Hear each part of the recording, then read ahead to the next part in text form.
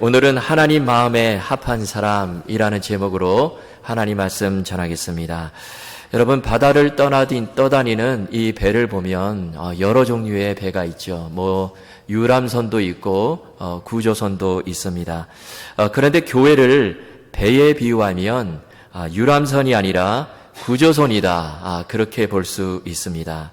여러분, 유람선은 관광객들이 와서 즐기고 또 재미있게 지내고 경치를 구경하고 이렇게 잘 먹고 놀다가 그리고 가는 배가 이 유람선이죠. 그러나 구조선은 그렇지 않습니다. 여러분, 이 구조선은 생명을 살리는 배예요. 바다에서 죽어가는 사람을 살리고 새로운 삶을 살게 하는 배가 바로 이 구조선입니다. 여러분, 이런 의미에서 교회는 구조선이 되어야 하는 것이죠. 지금 우리가 이 코로나 시대를 살아가고 있는데요. 끝날 것 같으면서도 아직도 안 끝나고 있습니다. 참 어렵고 힘든 그 터널을 우리가 지금 지나고 있는데요. 그 과정에서 수많은 사람들이 목숨을 잃고 또 위기를 만나고 참으로 많은 어려움을 당했는데요. 교회적으로도 볼 때도 마찬가지죠. 코로나 시기를 거치면서 교회가 사실 회복이 안 되고 있습니다. 많은 교회들이 그래요. 과거의 숫자를 자랑하던 교회들이 이제는 그 숫자를 자랑할 수가 없게 되었습니다. 자, 그러면 여기서 이런 질문을 해봅니다. 왜 하나님께서 이 중요한 시기에 왜 이런 코로나라는 엄청난 그 시련을 우리 모두에게 허락해 주셨을까요? 그것은 이제라도 교회가 구조선의 역할을 제대로 감당하라, 그런 뜻이 아닌가, 그런 생각을 해봅니다. 교회가 유람선이 아니라 구조선의 역할을 충실히 하라는 것입니다. 교회가 크기를 자랑하고 또 경치를 구경하고 즐겁게 지내는 그런 유람선의 역할을 하는 것이 아니라 정말 죽어가는 사람을 살려내고요. 그리고 성도 한 사람 한 사람을 하나님 앞에 올바로 세우고 하나님 마음에 합한 사람으로 세워지는 그런 역할을 감당하는 교회가 되라. 그런 의미에서 이 코로나 이 시기를 허락하지 않으셨나, 그런 생각을 하게 됩니다. 이런 의미에서 오늘 설교 제목이 하나님 마음에 합한 사람인데요. 자, 하나님 마음에 합한 사람이 과연 누구인가? 이 문제를 우리가 좀 생각해 보려고 합니다. 그래서 여기 계신 여러분 모두가 정말 우리가 하나님이 원하시는 하나님 마음에 합한 사람으로 다 세워질 수 있기를 주님의 이름으로 축원합니다. 자, 오늘 본문 22절에 보면 이렇게 말씀하죠. 하나님 마음에 맞는 사람이라 내 뜻을 다 이루리라, 이렇게 나오는데요. 예전 성경에 보면 하나님 마음에 합한 사람이다, 이렇게 되어 있습니다. 자, 이 누구를 가리켜서 한 말씀이죠? 바로 다윗을 가리켜서 한 말씀입니다. 다윗은 정말 하나님 보시기에 하나님 마음에 합한 사람, 하나님 마음에 맞는 사람이었다는 것입니다. 그런데 그런 다윗을 설명하기 위해서 그 앞에 한 구절, 이 사울에 대해서 또 말씀하고 있습니다. 자, 22절을 보십시오. 21절 우리 함께 읽겠습니다. 시작. 그 후에 그들이 왕을 구하거늘 하나님이 베냐민 지파 사람 기스의 아들 사울을 40년간 주셨다가, 그리고 이어지는 22절 앞부분에 보면 패하시고, 이 말이 붙어 있어요. 지금 다윗을 사울과 비교해서 말씀하십니다. 즉 하나님께서는 다윗을 왕위에 올려주시고 대신에 사울을 그 자리에서 패하셨다는 것입니다. 자, 그러면 사울은 왜 하나님께 버림을 받고 다윗은 하나님 마음에 합한 사람이 되었을까요? 자, 여기 참 중요한 메시지가 있는데요. 우리가 이 말씀을 그 사무엘서를 보면요, 다윗과 사울의 행적이 자세하게 소개되어 있습니다. 그래서 오늘 이 두 사람의 모습을 통해서 과연 하나님 마음에 합한 사람은 누구인가, 이것을 세 가지로 좀 말씀을 나누겠습니다. 첫째로 하나님 말씀에 합한 사람은 하나님 쓰시기에 쉬운 사람이에요. 하나님께서 언제든지 쓰시고자 하실 때 쓰시기에 쉬운 사람, 편한 사람이 바로 하나님 마음에 합한 사람입니다. 여러분, 우리가 하나님 앞에서 늘 생각해야 되는 거, 내가 과연 하나님이 쓰시기에 편한 사람인가? 하나님 쓰시기에 내가 정말 쉬운 사람인가? 이것을 생각하라는 거예요. 여러분, 우리가 사는 세상도 보면요, 사람들을 쓸 때 처음에는 이 능력을 보고 씁니다.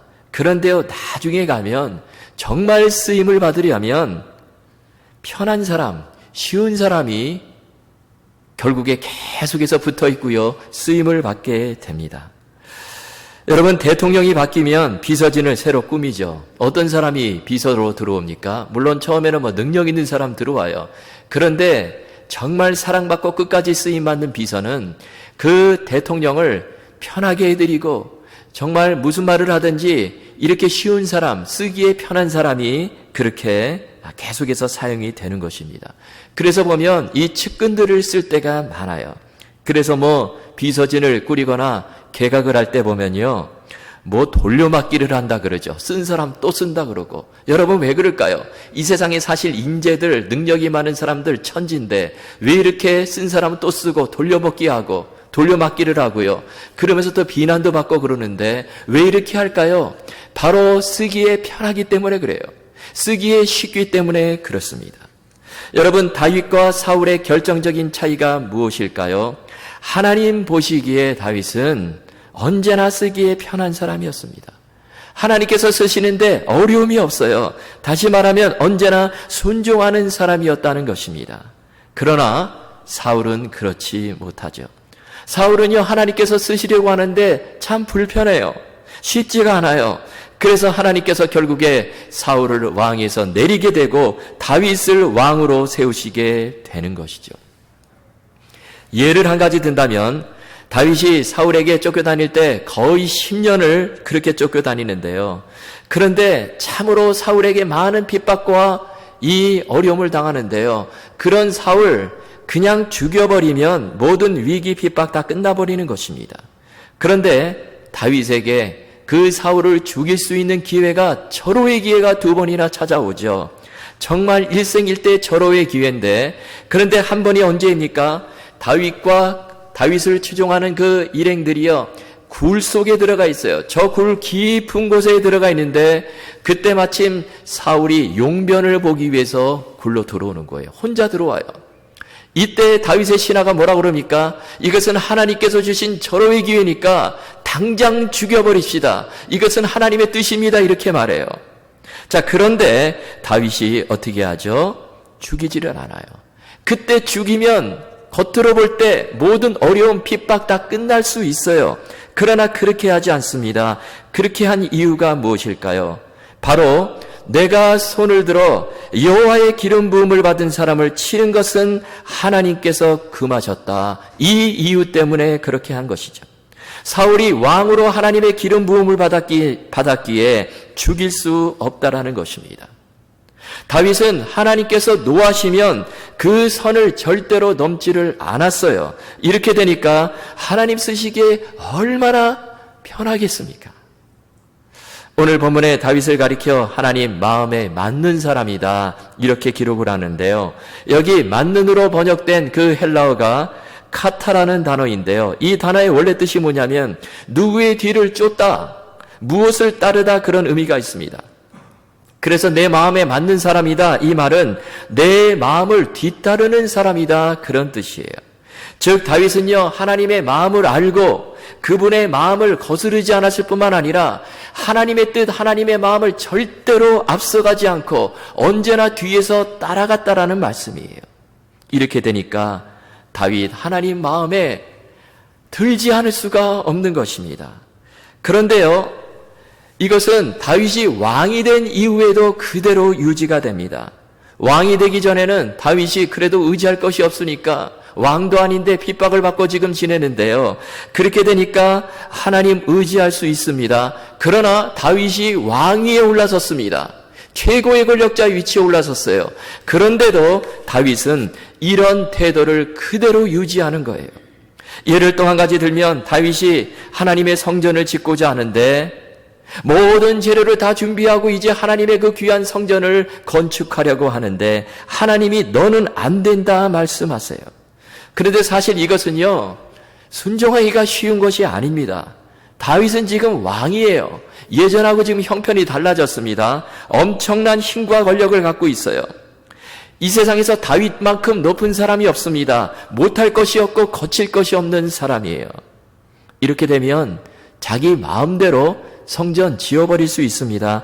그러나 하나님이 하지 말라고 하시니까 그 말씀 한마디에 자신의 그 뜻을 과감히 접어버리는 거예요. 참 대단하죠. 여러분 보면 힘이 없을 때, 실패의 자리에 있을 때, 저 밑바닥에 떨어질 때는 하나님을 죽어라 의지합니다. 하나님 붙들어요. 그러나 형편이 나아지고 성공의 가도를 달리고 인생의 정상에 있을 때에는 이 스탑 표지판이 눈에 잘 보이질 않습니다. 또 경계선이 잘 보이질 않아요.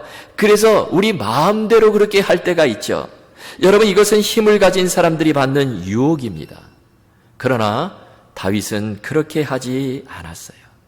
왕이 되기 전에도 왕이 된 이후에도 똑같이 정말 하나님 말씀에 늘 순종하고 하나님이 안 된다고 하시면 그 모든 것을 내려놓는 사람이 바로 이 다윗이었다는 것입니다. 그러나 사울은 그렇지 않죠. 사울은 참 쉽지가 않아요. 하나님 뭐라 그러면 자꾸 자기 생각을 얘기하고 자기 주장을 펼쳐나갑니다. 사무엘하 15장에 보면 이런 이야기가 나오죠. 사울이요, 아말렉 족속과 전쟁을 벌이는데 하나님께서 뭐라고 말씀하셨습니까? 사무엘 선지자를 보내가지고 아말렉 족속의 모든 소유를 다 진멸하라 이렇게 말씀하십니다. 그리고 그 진멸하는 대상에는 아말렉 왕을 포함해서 모든 남자와 여자, 어린아이와 젖먹는 아이, 또 소와 양, 낙타와 낙이 모든 것이 다 포함이 되어 있어요. 이 모든 것을 다 진멸하라 이렇게 말씀하셨어요. 그런데 사울 어떻게 하죠? 생각해 보니까 그럴 필요가 없는 거예요. 아말렉 왕은 지금 안 죽여도 괜찮은 것 같아요. 아말렉 왕을 포로로 사로잡아가지고 백성 앞에 딱 이렇게 보여주면 사울의 인기가 올라갑니다. 그리고 보니까요, 살찐 소와 양, 이거 죽이기 아까워요. 재산인데 그래서 슬쩍 빼돌리죠. 여러분, 사울은 하나님의 뒤를 쫓아가는 것이 아니라 이렇게 그의 생각이 앞서갑니다. 자기 마음대로 해석하고 원하는 대로 해요. 사울은 하나님께서 쓰시기에 절대로 쉬운 사람이 아니었다라는 것입니다. 이렇게 되니까 하나님이 그를 버릴 수밖에 없는 것이죠. 여러분, 예수님께서 왜 갈릴리 출신의 12제자를 택하셨을까? 그런 생각을 좀 해보게 됩니다. 물론 하나님의 뜻이죠. 하나님의 계획인데, 그런데 왜 하필이면 많고 많은 사람들 가운데서 이 갈릴리 출신의 12제자들을 택하셨을까요?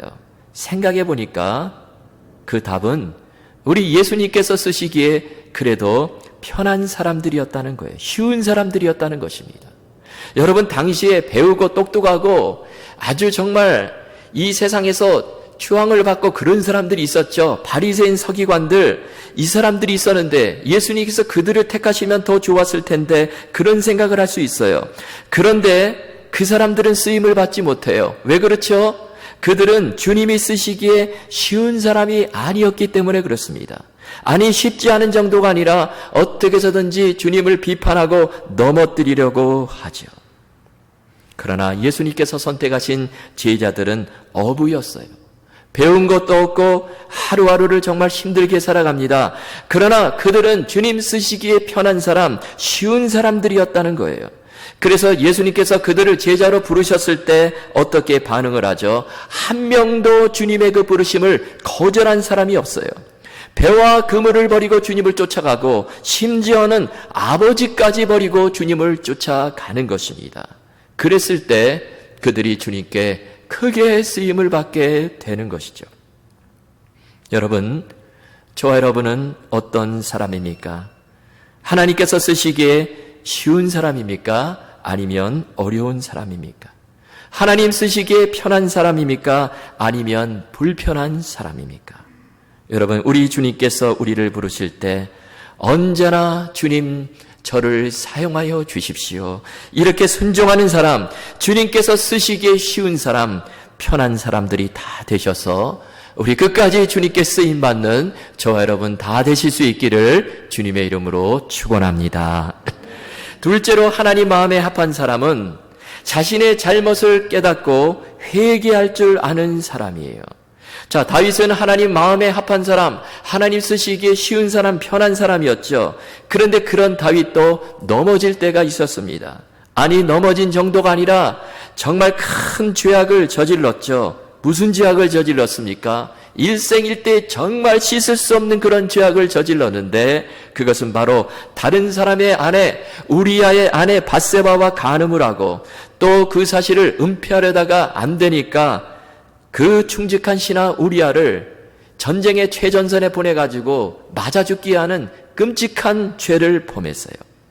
이거 십계명으로 하면요, 3가지 죄를 동시에 지어버린 것입니다. 무슨 계명을 어겼죠? 6번째 계명 살인하지 말라.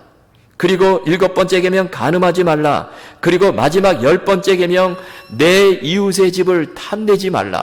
이 10번째 계명에는요, 설명이 붙어 있는데 이런 설명이 붙어 있습니다.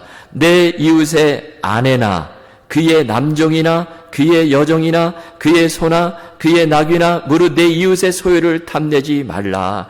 그런데 여기서 다윗은 내 이웃의 아내를 탐내지 말라는 죄를 저질렀어요. 남의 아내, 우리아의 아내를 그냥 탐내가지고 데려다가 자기 아내로 삼아버린 것이죠. 그리고 간음으로 끝나버린 것이 아니라 우리아를 그냥 죽여버리고요. 또 우리아가 죽였다는 소식을 듣고 밧세바를 데려와서 자기의 아내로 삼아버린 거예요. 하나님 앞에서 참으로 악한 죄를 저질렀죠. 그래서 하나님께서 나단 선지자를 다윗에게 보내서 그 죄를 지적하십니다. 왕은 여호와 앞에서 죄를 지었습니다. 범죄하였나이다. 이렇게 지적을 합니다. 자, 이때 다윗이 취한 태도가 무엇입니까? 나단 선지자, 사실 보면 사람들이 보기에 그냥 선지자예요. 이 왕의 힘으로 그의 목을 쳐버릴 수도 있습니다. 그러나 다윗이 그렇게 하지 않고 그 앞에 무릎을 꿇고 내가 여호와께 범죄하였나이다. 다윗이 이렇게 자신의 죄를 회개하는 거예요. 어떤 신학자가 이런 말을 했습니다. 다윗이 가장 용감했을 때는 골리앗 앞에 섰을 때가 아니라 나단 선지자 앞에서 자신의 잘못을 인정하고 무릎을 꿇었을 때이다. 여러분, 그렇습니다. 다윗이 바로 이런 사람이었기 때문에 하나님께서 그를 용서해 주시고 회복시켜 주시고 주님의 그 귀한 사명을 끝까지 감당하도록 그 모든 길을 인도해 주시는 것입니다. 그러나 사울은 어떻죠? 사울은요, 회개가 아니라 변명을 늘어놓습니다. 이미 말씀드린 것처럼 아말렉과의 전쟁에서 모든 것을 진멸하라는 그 하나님의 말씀을 어기고 살찐 소와 양을 빼돌리죠. 그러자 사무엘이 왜 그렇게 했느냐 책망을 합니다. 이때 사울이 한 그 보인 태도가 무엇이죠? 내가 잘못했습니다. 회개하는 것이 아니라 내가 이 살찐 소와 양을 이렇게 놔둔 것은 이것을 가지고 하나님께 제사를 드리기 위해서, 좋은 제물로 하나님께 제사를 드리기 위해서 그렇게 했습니다. 이렇게 말하는 거예요. 그런데 사실 이것은 거짓말이죠. 그 양과 소가 탐이라서 빼달렸는데 하나님께 제물로 드리려고 했습니다. 이렇게 변명을 쫙 늘어놓는 것입니다. 블레셋과의 전쟁에서도 마찬가지죠. 하나님께 제사를 드리고 전쟁을 시작해야 되는데 사무엘이 정한 시간이 되도록 오지를 않습니다. 그래서 사울이 어떻게 하죠? 그냥 스스로 제사를 드려버려요. 제사장만 드릴 수 있는 그 제사를 왕이 드려버린 것입니다. 그러자 나중에 사무엘이 와서 책망을 하죠. 자, 이때도 사울이 무릎 꿇고 회개하는 것이 아니라 변명을 늘어놓습니다. 지금 백성들이 흩어지고 군사들이 도망을 가서 할 수 없이 내가 제사를 드렸습니다. 사람들이 보기에 그럴듯한 변명이죠. 정말 그렇게 할 수밖에 없는 변명처럼 보여요. 사무엘상 13장 12절에 보면 사울이 이렇게 말하죠. 이에 내가 이르기를 블레셋 사람들이 나를 치러 길갈에 내려오겠거늘 내가 여호와께 은혜를 간구하지 못하였다 하고 부득이하여 번제를 드렸나이다 하니라. 여기 사울이요, 내가 부득이해서 번제를 드렸습니다. 이렇게 말해요. 부득이해서 할 수 없이 그렇게 했다는 것입니다. 여러분, 이것은 변명하는 자의 공식과도 같죠. 여러분, 우리도 이런 변명을 하나님께 늘어놓을 때가 있죠. 하나님께서 뭘 하라고 하시는데, 감당하라고 하시는데, 하나님, 제가 부득이해서 할 수 없이 제가 사정이 생겨서 못하겠습니다. 그럴 때가 있습니다. 그러나 여러분, 우리 하나님께서는 부득이하게 할 수 없이 이런 말보다 주님, 제가 순종하겠습니다, 이런 말을 듣기를 원하신다는 것입니다. 여러분, 사울의 문제가 무엇일까요? 사울은 회개보다 변명을 늘어놓았습니다. 만약에 사울이여 하나님의 그 책망을 듣고 회개했을 때 제가 잘못했습니다 이렇게 무릎을 꿇었다면 하나님께서 그러한 사울을 버리지 않으셨을 거예요. 그를 회복시켜 주시고 이렇게 되었다면 그의 인생도 이스라엘 역사도 달라졌을 것입니다. 여러분, 우리가 연약해서 하나님 앞에 넘어질 때가 있습니다. 죄를 지을 때가 있어요. 그러나 그때 즉시 회개하고 주님, 저희들을 용서해 주십시오 이렇게 주님 앞에 두 손 들고 나아갈 때 우리 사랑의 하나님, 은혜의 하나님께서 저와 여러분을 받아주시고 회복시켜 주신다는 거예요. 여러분, 우리에게는 은혜의 하나님, 우리의 죄를 용서해 주시는 그 자비의 하나님이 계십니다. 여러분, 이 말씀 붙잡으시고 날마다 그 주님 앞에 두 손 들고 나아가시는 저와 여러분 다 되실 수 있기를 주님의 이름으로 축원합니다. 자, 마지막 세 번째로 하나님 마음에 합한 사람은 언제나 하나님을 내 마음 중심에 모시고 사는 사람이에요.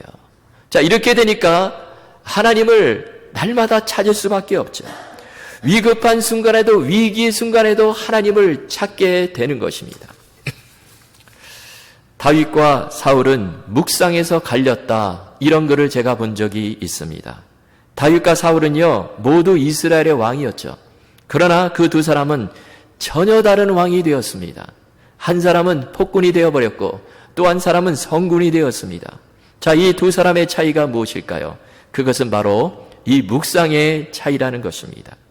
사울은요 하나님을 묵상한 것이 아니라 다윗을 묵상했어요. 저 죽일 놈, 저 다윗 내가 죽여버려야 되는데 열등감과 경쟁심에 빠져가지고 하나님을 바라보는 것이 아니라 언제나 다윗을 묵상하고, 그러니까 참으로 괴롭고, 그렇게 되니까 사울이요 점점 폭군으로 변해가는 것입니다. 성경에 보면 그 과정에서 사울이요 놉 땅의 제사장 85명을 죽여버립니다. 죄 없는 제사장 85명을 죽여버려요. 제사장 아히멜렉이 사울에게 쫓겨다니는 다윗의 일행에게 떡을 주었다는 이유로 사울이 군사를 보내가지고 놉 땅의 제사장 85명과 그 성의 남녀와 아이들, 젖먹는 아이들, 소와 나귀까지 다 죽여버리는 것입니다.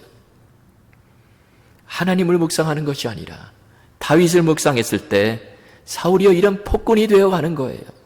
그러나 다윗은 어떻습니까? 다윗은 주야로 하나님을 묵상하죠. 자신을 죽이려고 하는 그 원수 사울을 곱씹고 사울을 묵상하는 것이 아니라 언제나 살아계신 하나님 바라보는 거예요.